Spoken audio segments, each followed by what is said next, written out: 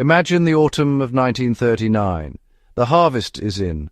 The sky over rural Poland hangs low and grey, and the first whisper of a killing winter moves across the flat, open earth. For the peasant families pressing cabbage into wooden barrels by lamplight, this is not fear, it is ritual, preparation their grandmothers taught their mothers, who taught them. Without it, many would not survive until spring. Welcome to Fieldcraft Chronicles.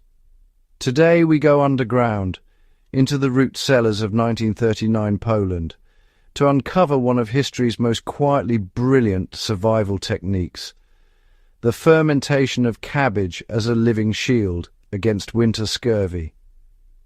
A story about vitamin C before anyone in these villages had ever spoken those words. A story about ancestral knowledge that kept human beings alive for centuries without a single pharmacy or refrigerator. The most powerful survival tools are not the ones that shine, they are the ones that ferment quietly in the dark. The threat, why winter was a death sentence. To understand why Kapusta Kizona mattered so profoundly, you must first understand the enemy it was built to defeat. Scurvy does not come in the night with a fever or a sudden blow.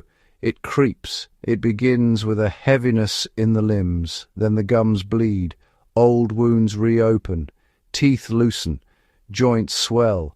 Eventually, the collagen that holds every cell together breaks down, and death follows. In pre-war rural Poland, fresh vegetables disappeared entirely from October until late April.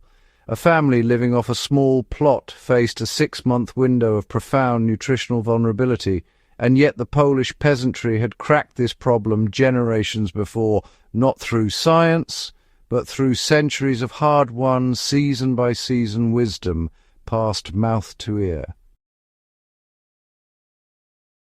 The harvest, cabbage, salt, and the last warmth of autumn. Walk back into October 1939. The heavy cabbage heads, pale green, dense as fists, are pulled from the earth and carried to the farmyard.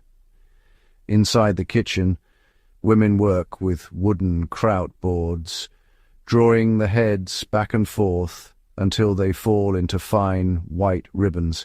The sound fills the house, a rhythmic wet shredding, the smell of raw brassica, sharp and clean in the cold air. The ribbons are packed tightly into great wooden barrels, seasoned with the ghost of 100 previous ferments. Coarse, non-iodized salt is scattered between each layer by practiced hand, never measured, but always right. As the cabbage is compressed, the salt draws moisture through osmosis, producing the brine that will become both the preservation medium and the nutritional miracle. A flat stone is placed on top to keep everything submerged, the barrel covered with cloth and the whole thing carried underground. What happens next is invisible, ancient and extraordinary. The root cellar is a world unto itself, damp, dark, smelling of cold clay and something living. Within hours of being sealed beneath brine, naturally occurring lactobacillus bacteria already present on the cabbage leaves begin their work.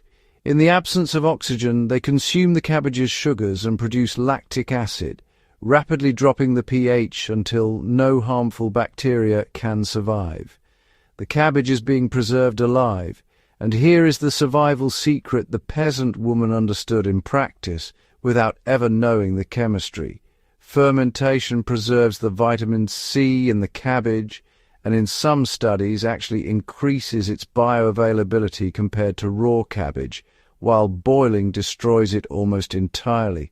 Every bowlful pulled from that barrel through a Polish winter was delivering ascorbic acid to bodies that had no other source, the children eating it with groats, the men spooning it into soup, the grandmother drinking the sharp brine as a tonic. The brine was not waste, it was medicine, their vitamin supplement, their immune tonic, their cure for the winter fatigue that nobody had yet named as scurvy.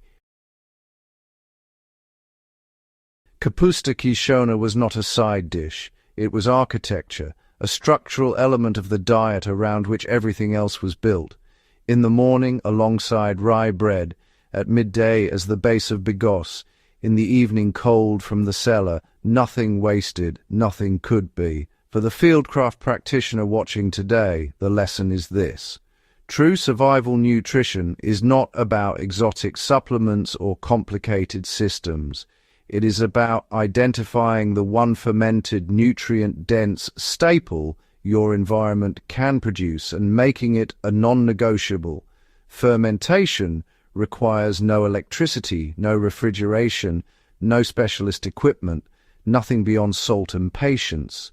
A single large crock kept cold will last more than a year. In a prolonged, grid-down scenario through a hard winter, it could be the most important thing standing between your family and a slow, preventable decline. These are the same principles a 10-year-old girl outside Krakow would have known by heart. Before the bombs fell on Poland in September 1939, the women of the countryside pressed cabbage into barrels and carried them underground. They did it because their mothers had done it, because the cold was coming, as it always came. In the dark beneath the frozen earth, while history erupted overhead, the ferment continued, the bacteria worked, the acid built, the vitamin C held, and when the family descended those stone steps in January, breath fogging, and scooped out a bowl of sour, pale, extraordinary cabbage, they were receiving a gift from their past selves. That is what Fieldcraft is, not the gear you buy when the storm is on the horizon, but the barrel you fill in October. The Polish peasant woman of 1939 was one of the most capable survival practitioners who ever lived. She just never called it that. Prepare in the harvest. Survive the winter. This is the oldest lesson the land has ever taught. If this episode stirred something in you, a recognition that the old ways carry a weight no algorithm can replicate, then this channel was made for you. Subscribe to Fieldcraft Chronicles and share this video with every history lover, homesteader and preparedness-minded person in your life. These stories deserve to travel. The people who carried this knowledge through the hardest winters imaginable deserve to be remembered. And the skills they mastered deserve to live on, in your hands, in your root cellar, and in the generations that come after you.